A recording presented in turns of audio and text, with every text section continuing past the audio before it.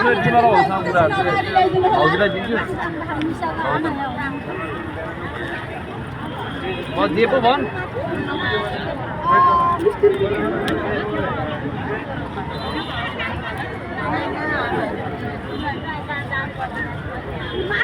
निसाको आमा आउनु भएको छ भन्ने सुनेको आज हामीले यो अभियान अथवा यो खबरदारी र्याली यहाँ मात्रै होइन सम्पूर्ण देशभरि यो खबरदारी र्याली भएको छ। यति बेला काठमाडौँ मण्डल माइतीघर मण्डलामा पनि यही खबरदारी र्याली भएको छ। तपाईँहरूले देख्न सक्नुहुन्छ सामाजिक सञ्जालबाट।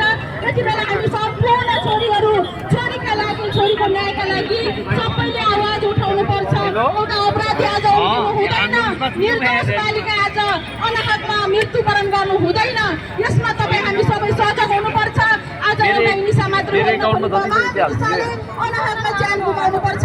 त्यसका निमित्त छोरीलाई पाउने अधिकार सुनिश्चितका लागि तपाईँ हामीले नै आज संरक्षण गर्नुपर्छ।